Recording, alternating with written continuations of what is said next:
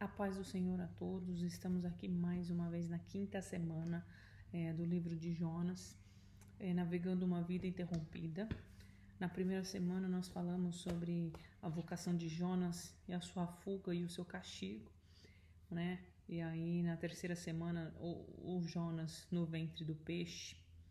E na quarta semana a gente falou um pouquinho sobre a oração, o salvamento de Jonas ali dentro da barriga do peixe.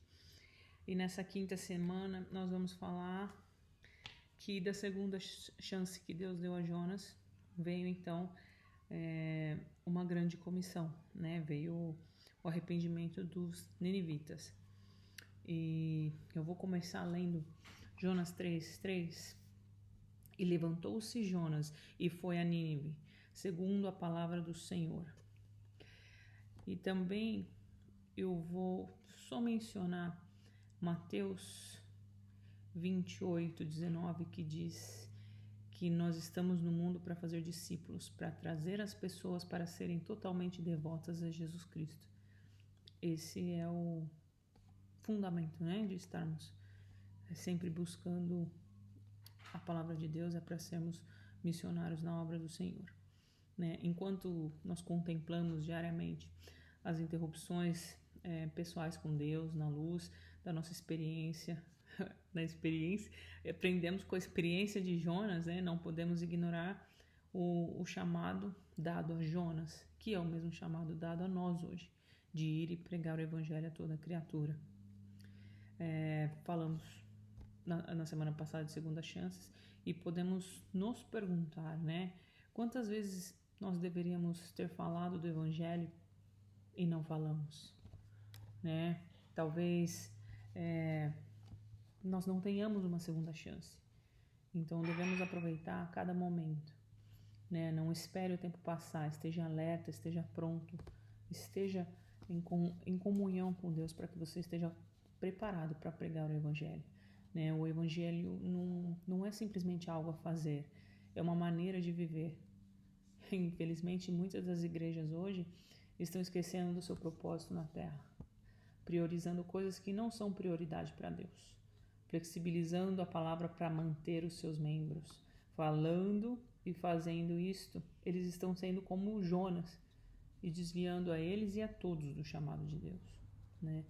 Às vezes a gente vê muitas das igrejas ou muitos dos membros das igrejas, né, querendo que a Bíblia se adapte à realidade deles. E eles não querem seguir a Bíblia, mas querem que a Bíblia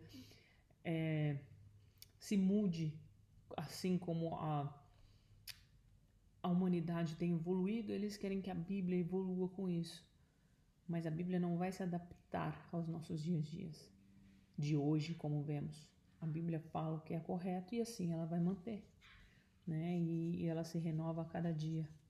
E a cada geração ela se renova. A segunda parte de Jonas 3:3 diz: era Nínive uma grande cidade de 3 dias de caminho, né? Então Nínive era uma cidade muito grande, perto de quase 600 mil habitantes na época. E era uma cidade enorme, uma cidade corrupta, uma cidade maldosa, uma nação cheia de brutalidade e violência. E muitas das pessoas evitavam de ir a Nínive, né? Isso também era... Ir a Nínive para Jonas era um fardo, porque muita dessa brutalidade, dessa violência, dessa arrogância, Jonas já tinha experimentado. Então ele não queria ir pregar a palavra ali, porque ele achava que todos estavam corrompidos, que não haveria uma saída, né? Ele considerou... Eu me pergunto se ele considerou todo o trabalho a ser feito. Imagino que, assim como eu, ele pensou como que ele sozinho faria um impacto a tanta gente. E em tanta gente corrupta além disso, não é?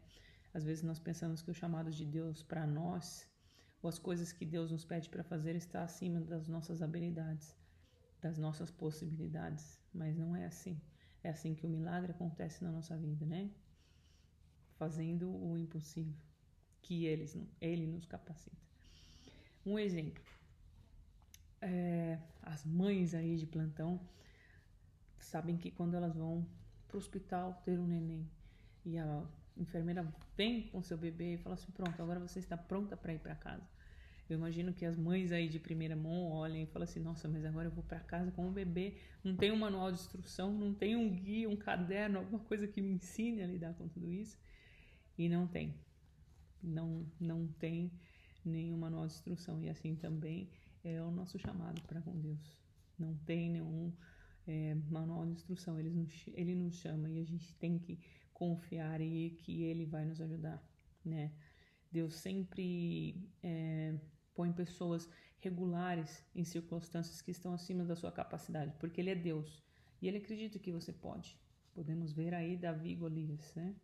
Um exemplo bem grande de diferença.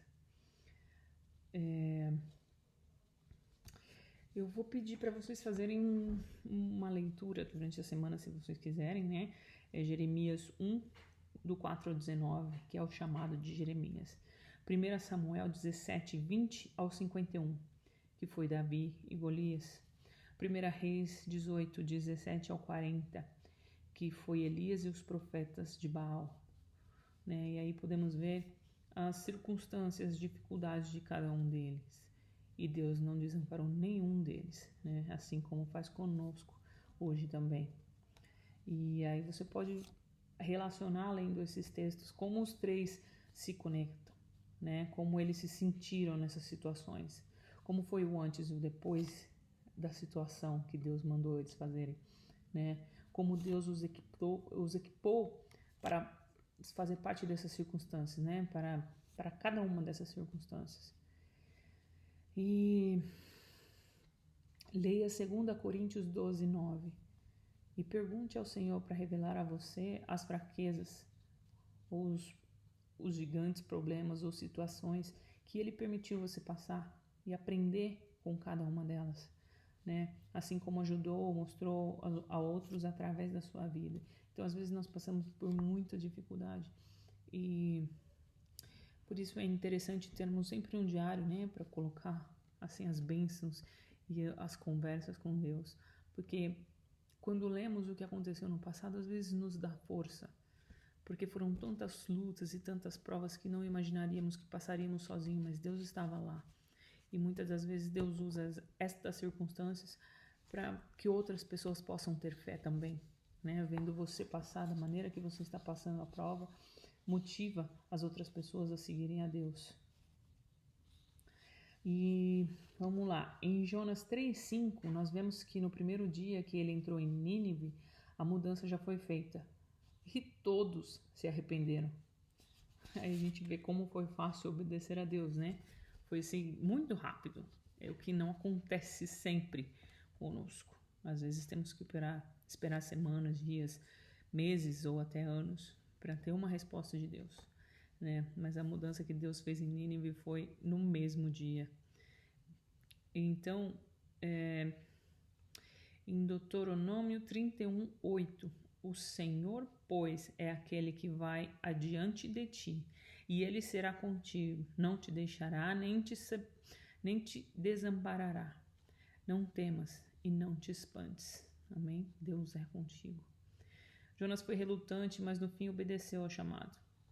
Mas Jonas, não esperava que a sua pregação seria tão rápida a ser atendida, né? Não sabia, jamais, eu também jamais imaginaria que logo no primeiro dia haveria uma conversão tão grande de uma grande nação, né? Tanto que Jonas foi o único na Bíblia a presenciar uma conversão de uma cidade inteira em um único dia.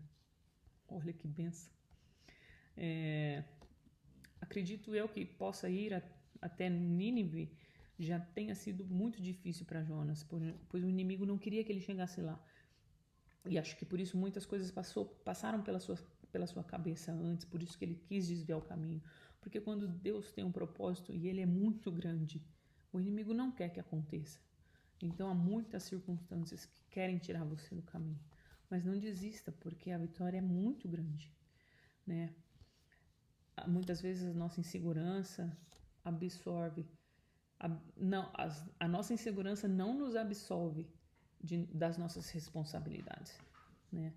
A nossa simples obediência a Deus pode ser sentida por todos aqueles que nos cercam. todos aqueles que estão ao nosso redor, eles podem sentir da maneira que tratamos ou que lidamos com o dia a dia. Um simples perdão a um esposo pode salvar o seu casamento. Uma ajuda financeira para um ministério pode ajudar a manter aquela igreja aberta. Às vezes vamos saber, às vezes não vamos saber, né? Mas um telefonema para um amigo distante pode ajudar essa amizade a crescer mais e pode consolar você e a outra pessoa. De repente precisa conversar. Nós não sabemos, mas o Senhor sabe de todas as coisas. Então Jonas 3:10 diz que Deus viu e Deus mudou de ideia. Então a pergunta é: Deus muda de ideia? Deus se arrepende do que ele fala? Para alguém onisciente, onipresente, fica difícil crermos que ele se arrepende. Mas não há muitas respostas sobre isso, né? Eu pessoalmente acredito que Deus assim jogava um verde para colher um maduro, porque se ele não falasse aquilo, muitas das vezes o discípulo não seguiria. Mas no livro dos Profetas Menores, volume 2 de Thomas Edward, e mais alguns 2 livros que eu pesquisei, um ser humano que se arrepende normalmente sugere que pecou e precisa abandonar o pecado. No hebraico, a palavra mais frequente usada para indicar a penitência do homem é shub, S-H-U-B, né? Que significa voltar do pecado para Deus. E esta foi a palavra usada para o cidadão de Nínive naquela época. E visto sabemos que Deus está livre do pecado, a ideia do seu arrependimento parece contraditória, até que descobrimos uma palavra diferente, usada principalmente para o arrependimento de Deus. A palavra é Nacham, N-A-C-H-A-M, e significa sentir pena, né? Então a escritura de Deus fala dele se arrependendo, mas isso não implica que ele tenha feito algo errado ou cometido um erro, mas apenas que ele escolheu uma resposta compassiva como resultado da decisão da outra pessoa. Simplificando, jogando verde. Deus não mudou, irmãos, né? Deus regularmente estende o julgamento que dá oportunidade para a misericórdia intervir. Então, temos que buscar mais de Deus, temos que entender um pouco mais de Deus, né? Nós buscamos o conhecimento em tantas outras coisas nessa terra, né? Gastamos nosso tempo assistindo muitas coisas na televisão, úteis e inúteis, e perdemos esse tempo de comunhão com Deus, perdemos esse tempo de estar aprendendo mais de Deus, né? Porque há muitas teorias, cada pastor prega uma coisa, mas quando Deus fala com você diretamente da Bíblia, é bem diferente, é uma experiência sua com Deus.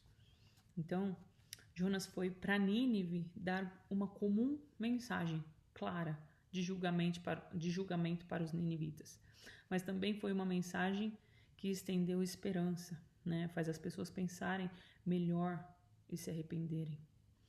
Continue orando, continue buscando, continue se sacrificando. Quem sabe o que Deus pode fazer através da sua vida, né? E aí, na próxima semana, vamos para a parte que mais me agrada nisso. Então, Jonas 10. E Deus viu as obras deles, como se converteram do seu mau caminho.